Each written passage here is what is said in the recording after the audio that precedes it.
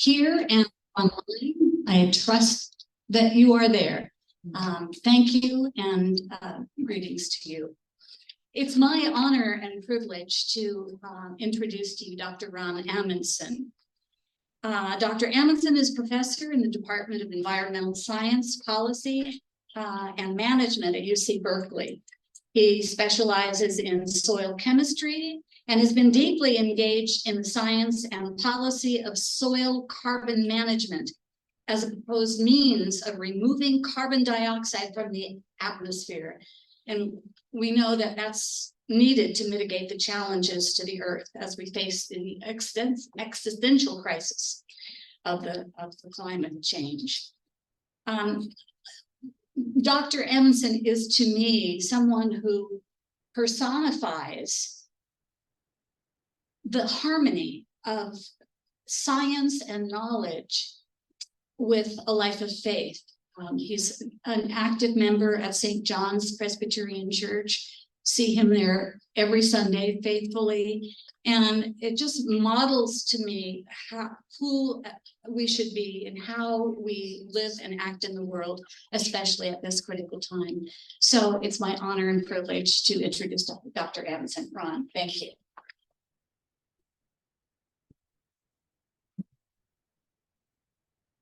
Well, thank you so much, Sally. As Sally mentioned, I'm a natural scientist. I largely study how climate change is affecting the planet we're living on, the soils and the landscapes. But one of the things that has really struck me over the last decade or more is we know a lot about the science. We have some reasonable potential solutions, but implementing them and conveying this information to people in positions of power, people and voters, is really one of the more challenging parts of all this.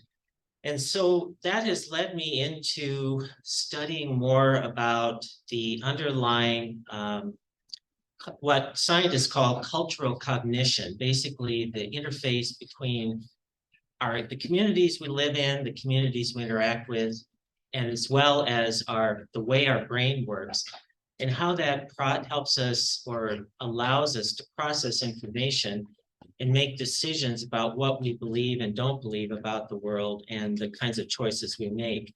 So I'm going to give a sort of an overview of this field that I use and introduce to my undergrads in Berkeley. I teach a large introductory environmental issues class here on the Berkeley campus.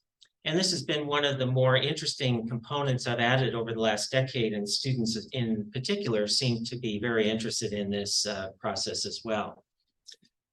So I realize I can't, those of you online, I can't ask you these questions, but I'm going to ask for a few volunteers here in the audience to think about what concerns you most around the discussion around climate change. And I've put up a few things that some people probably are responding to. If you're concerned about climate, you're concerned about how we're interfacing with it and what we can do to reduce our impact, people that deny it even exists probably arouse some sort of emotional response. Many people have a concern about the slowness of the progress. There's a sense of urgency that many of us have that a lot of society doesn't seem to embrace. And then there's also the sense of hopelessness. Any of you have any thoughts you want to throw out, and then I'll relay it to the people online.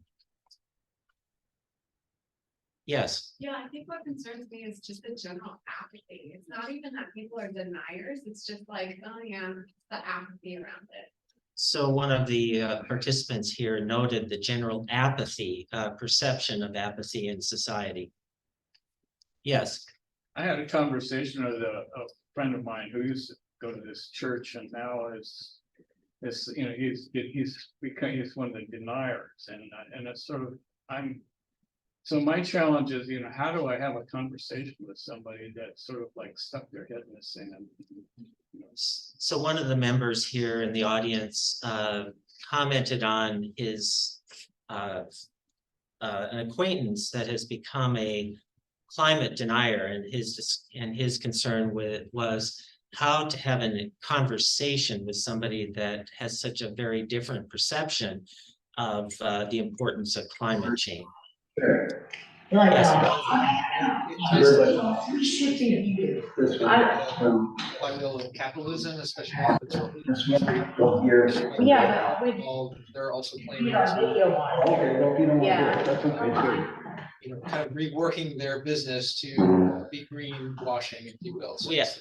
Yeah, so one of the comments here is on the issue of greenwashing, that companies or organizations are laying out a sort of a hopeful vision of their changes in their way they're doing things, but underlying it is a small or sometimes a minimal change in really what's happening.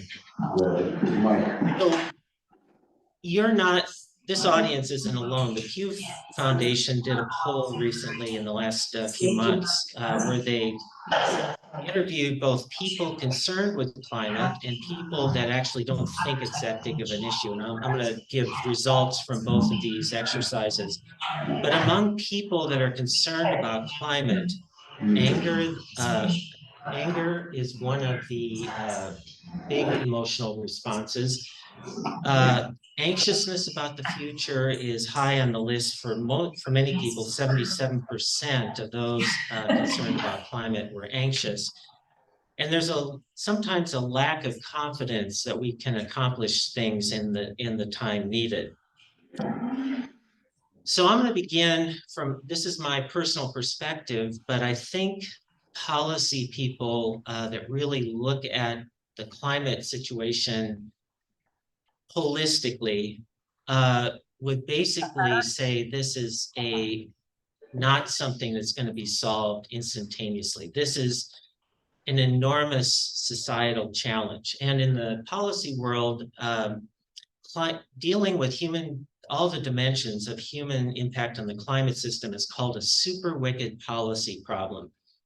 And wicked problems in policy arena have a couple of key characteristics. One, they're completely embedded in everything we do. I mean, I am concerned about climate, yet my clothes contain petroleum, my laptop got petroleum, I'm using electricity. It's embedded in everything we have and do. And there's no silver bullet on board that can contend with this in a way that's really going to solve it in any brief period of time. Another thing about a wicked policy problem is it's never really solved. It requires constant attention to reduce or minimize its impact. And also it's a multi-generational problem. And I think we have to put the framework of the problem of climate change in perspective. It was only after World War II that there was an enormous ramp up in our use of fossil fuel energy. It's called the Great Acceleration in natural sciences, the great acceleration of virtually all things involving humanity after World War II. And the science that really realized that this is causing potential changes in the climate system is really a youthful field. It's only about 40 years or less old. So we're just aware of a problem that just started, and this requires we have to completely rejigger all of our societal activities to basically decarbonize, and it's going to be a multi-generational challenge to ultimately achieve that. The other thing is we will, or our kids or our grandkids are going to live in a different world, a somewhat different world. It's not all going to be bad. That's the other part of this, the hope part that I'll come to later. But we have to recognize and embrace the fact that things are going to be changing and will be part of that as we move forward. And then, of course, on top of this, there's divergent views of its importance, and I'll talk a little bit about that. But I want to put climate change in sort of, to compare it in terms of its wickedness to an issue I think that's of concern to many people in Christian faith or that belong to organizations that are concerned about human welfare. Poverty is certainly one of the long-standing concerns among Christians and other people. And for those of you of my age, you might remember back in the 1960s, Lyndon Johnson rolled out a national program called the War on Poverty. And there's a little interesting background to this. When he rolled this out and millions or billions of dollars were spent in this program, poverty in the United States was actually on a downward decline when this rolled out, probably due to the prosperity after World War II in the United States. But after that, after this program was rolled out, there's been no real change in the proportion of Americans that are below the poverty line, despite this program and all subsequent programs. It's really been an intractable problem. But this isn't just something that we are recognizing. I think our biblical ancestors certainly were aware of this. I think I've been struck by a couple of things I've heard in church over the years, one from Deuteronomy, which is relevant to the intractableness of poverty, where the writer says there never ceases to be poor in the land.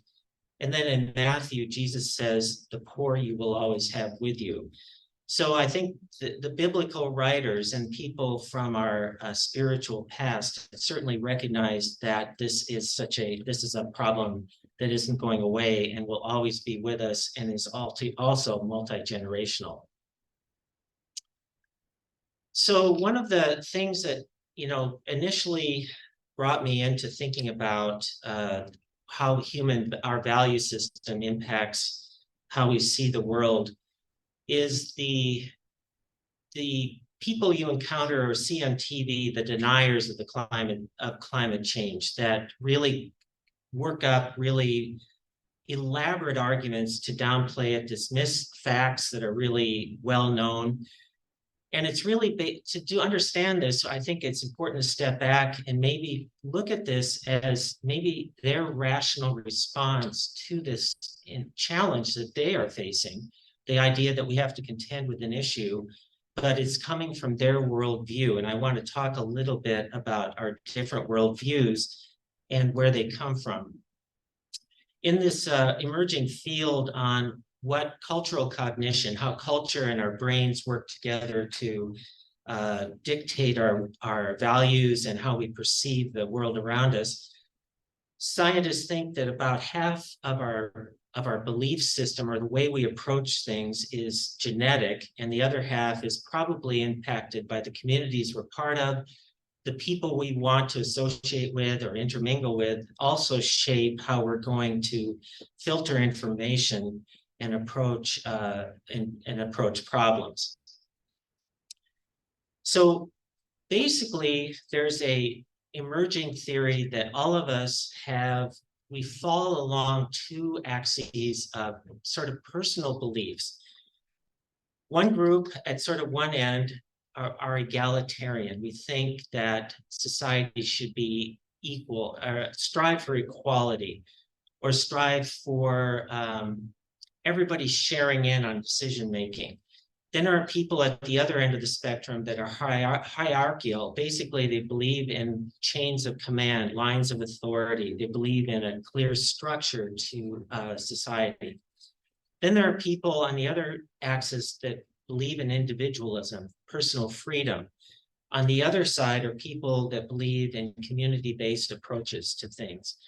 So all of us, there's psychologists have created sort of a questionnaire you can take that Yale University has put this together.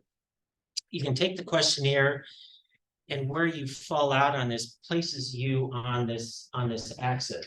Basically, in sort of simple terms, if you're down here, you're sort of a liberal. If you're up here, you're hierarchical and individualistic. You're a conservative. That's where conservatives tend to cluster. Libertarians tend to maybe fall down there.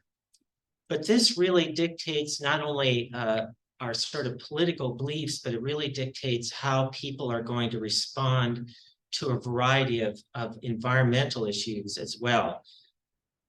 So I want to give you an example of the poll I give to my 200 students in my environmental issues class. So I'm at Berkeley, a liberal community. I'm in an environmental class. So a lot of my students tend to cluster down in this liberal part of the diagram. But also, one of the things I wanted all of my class to understand is that we're not homogeneous. As you can see, a number of people veer off into the conservative quadrant or the libertarian quadrant. And so this is important in the class so people understand that when they're talking to people, potentially talking to people with a very diverse set of views, which is very important to establish communication and respect and value other people's opinions. Now, a couple things about where one falls on this quadrant.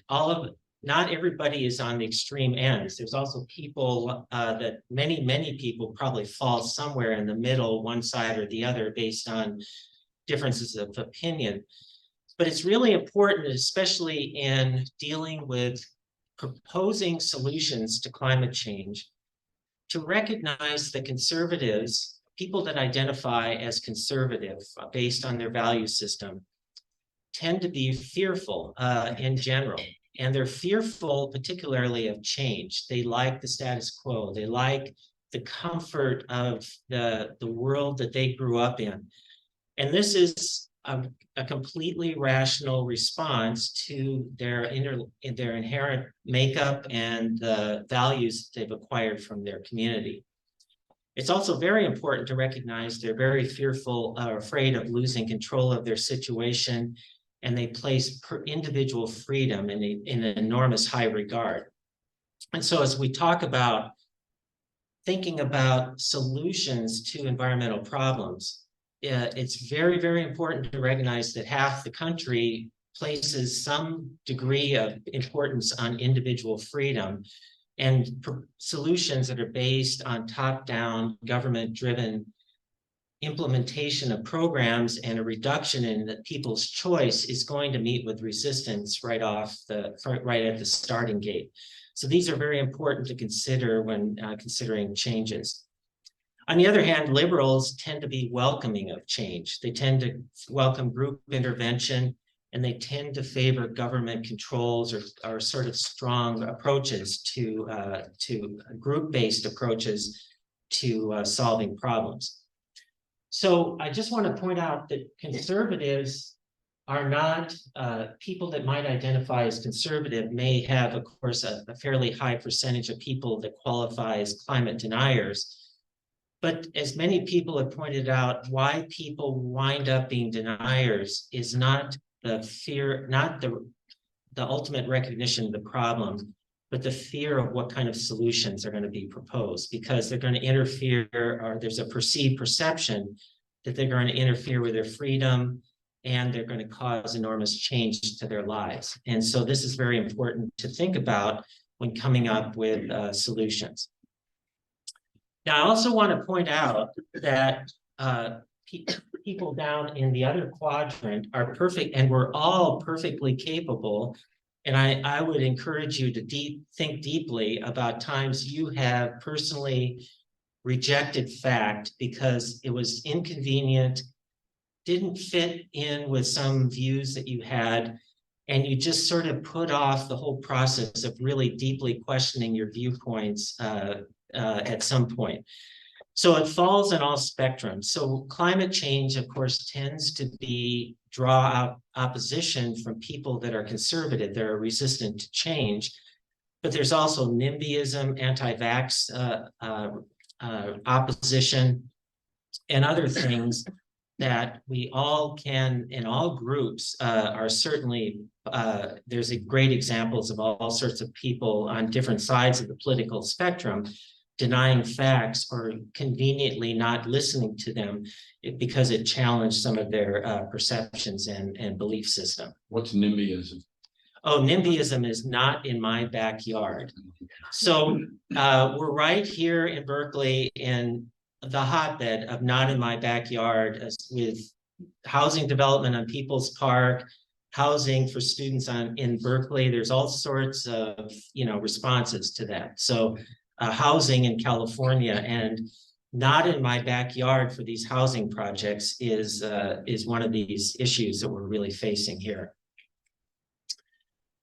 All right, so how do we deal with serious climate issues? And I'm going to go back to this slide, but there was an opinion piece that was recently published in one of the major science journals, the Proceedings of the National Academy of Sciences. And I found this really important for me because in my classes and in the research I've done on this, I've been concerned or tried to understand how to reach out to people that oppose the problem. This article makes a very valid argument that maybe it's time to recognize and avoid contending with deniers and trying to cross that divide. The time is to move ahead, propose solutions, and ignore the whole debate about whether climate change is happening or not. And in this process, people will come along with the process inadvertently, one way or the other.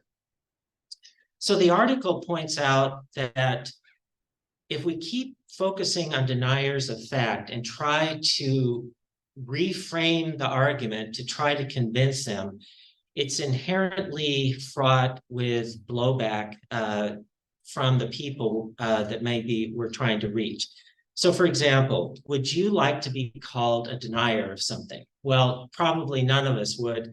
And so starting out and preaching to somebody or trying to change their mind immediately puts them in a position of feeling defensive. And so that's one of the arguments about this article. It's time to maybe move on and back off of that a little bit, continue to give some importance to education and communication of facts and knowledge, but to focus on solutions.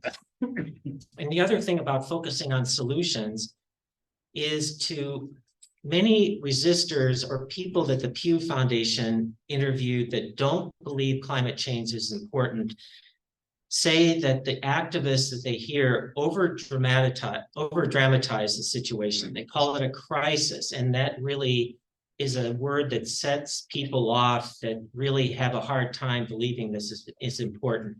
They think that if they seem to say that if this was less dramatic, more rational, it might be easier for them to digest this. And the other thing that's very important is to recognize that programs that are top-down and basically eliminate personal choice are going to be highly resisted. So the idea of banning all gas cars by a certain year is going to be met with a lot of resistance. And I'll talk a little bit about why we should maybe view that people will voluntarily follow along if some people start to leave. All right, so some key points. Lecturing or using the word denier is not a profitable way to start a conversation or approach the problem. We should recognize that half of society probably thinks differently than we do. And the other thing is to recognize we can't convince everybody that something is important. There's never 100% agreement on anything. I mean, there's not even 100% agreement that the earth is round in the United States. So we just have to give up on that. And the other thing is, I think we should recognize that just a little bit, top-down things don't work, but also by implementing, rolling out new things, people will sort of be attracted to them in ways that we probably don't anticipate. So this is from some Pew interviews with climate change objectors. And basically, both of these people, a woman in her 20s from the Southwest and a woman in her 30s from the Midwest, argue against electric vehicles, either saying they're inconvenient, they also cause environmental degradation, so I'm going to stick with my gas car, it's expensive, etc. These are all arguments that they're using to avoid or reject the idea that they should be forced to buy an electric car. But it's important to recognize that resistors to technology have always been here on major changes. And it's interesting, if you go back to read about the early introduction of the automobile about 100 years ago, there was all sorts of intense public reaction by the public, all using, of course, horses and buggies, against the automobile. In fact, some cities or communities passed laws that somebody had to walk in front of an automobile with a light to wave people away from the vehicle as the vehicle was going down the street. But yet, as we know, within a decade or more, all the objectors started buying their own horseless carriages, and the technology caught on, even with this intense resistance among many people that cars or automobiles were replacing horses. And in line with that, the Washington Post this week had an article, sort of a hopeful article. I think you should take the take-home message from, that it takes time to reach a critical threshold in change. And once we reach a threshold, there's sort of a point of no return, or people start to pay attention for reasons other than the initial arguments behind them. In this article, they pointed out that Norway 10 years ago was buying about 5% of all of its new vehicles as electric vehicles. But that is considered to be in this technology kind of a critical point, because between 5 and 10%, then more of society starts to notice. And you can see for Norway, that's the top graph up here. Now there are about 80% of all vehicles sold in Norway are EVs. And the author of the article points out, we are now in the US right where Norway was 10 years ago. So a trajectory that's being projected is that the United States is just on the cusp of this enormous change in the kinds of vehicles we buy. And this is a voluntary system in Norway. Nobody eliminated the opportunity to have gas vehicles. And so this would be a way to think about how the US might evolve over time, just by offering these opportunities to people through the new options being offered by the auto industry. The other thing is, in general, if on any sort of issue, there's a recent study that says if 25% of a group adopt a change, it almost causes a non-reversible trend, that it's just going to continue to go if there's anything positive about it. And so that's whether it's EVs or other things. So just getting to that critical threshold is important, and maybe being part of it.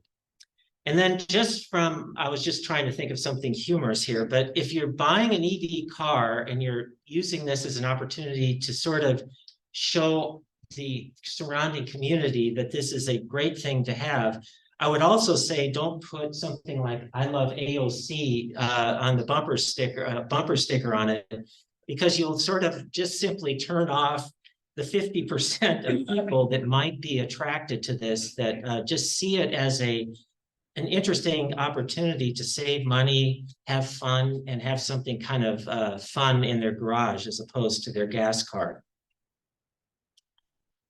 So I want to sort of conclude with a couple things from the Bible that came to mind around the area of environmental communication. So in preparing this, I was looking back at the Beatitudes, and I wanted to think deeply about this one. Blessed are the meek, for they will inherit the earth. And so one of the writers I found online says that, open this up by saying, Jesus exemplifies best what it means to be gentle. It takes tremendous strength to bring others into God's will.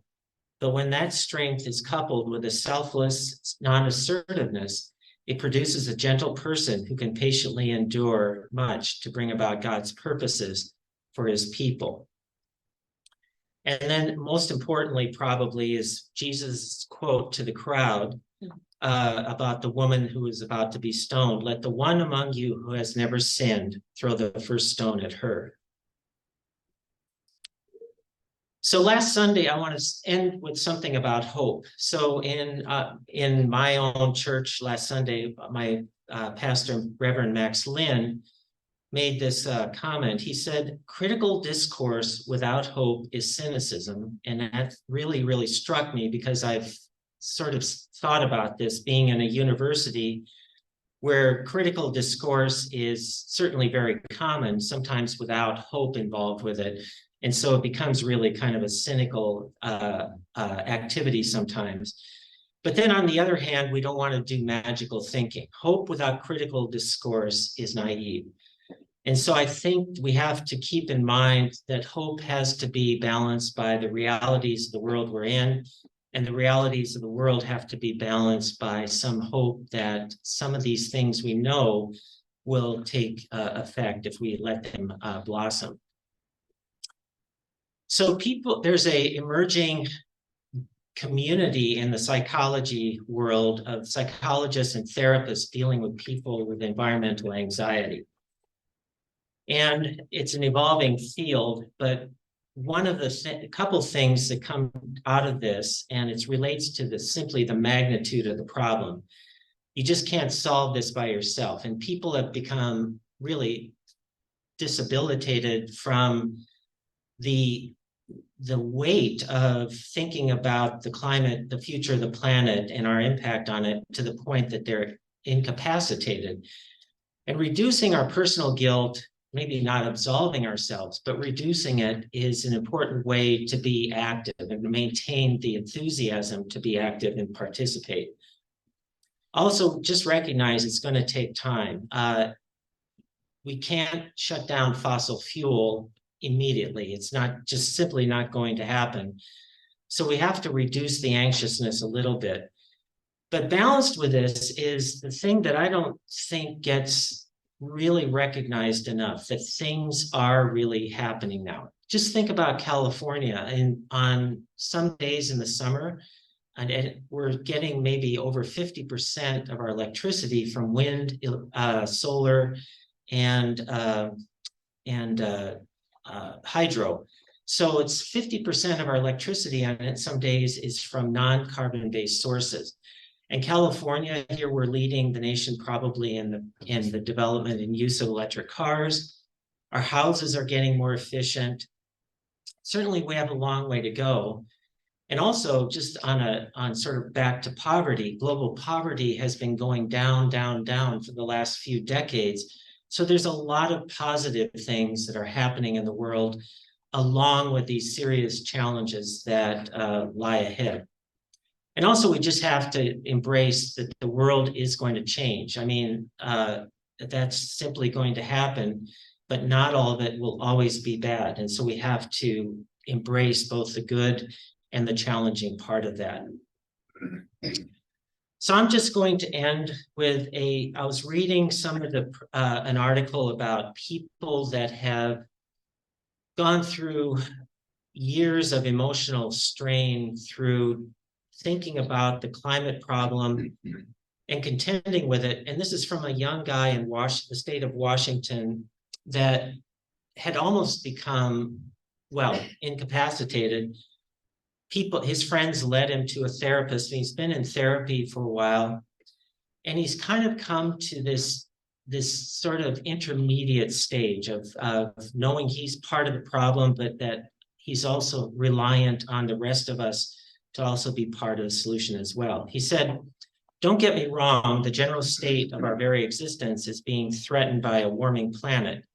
It's still frequently on my mind," he told me, "but it hasn't haunted me like it was doing before." He added, "There are people in society who are built to take on improving towns, cities, and countries. I'm not one of those people, but that's okay." So that's the end of my workshop here, presentation, just to, step back, look at ourselves, kind of look at the magnitude of the problem, take a deep breath and sort of put it in perspective and realize that it's a long journey, I guess would be the way I'd like to conclude today.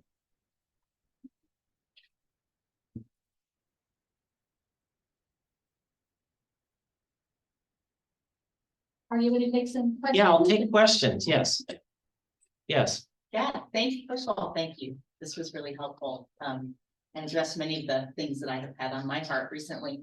But I was struck by the perspective you shared on people in the conservative that quadrant, not taking well to mandates, especially from a strong government. And yet, as I was writing here today, I was reflecting on how positive I felt it was that California has required there to be no sales of non-EV cars by 2035, I think is the rule. And I was really like, well, that's such a good thing. It's going to get us there. It got us there with catalytic converters and better fuel efficiency ratings. And yet you said this, I'm wondering how do I deal with that? I see that as a positive, but you mentioned that it might not be the best way of communicating personally.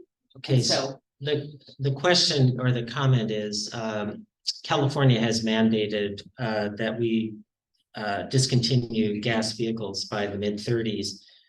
The question is that really probably a good decision, and maybe how are other people thinking about this?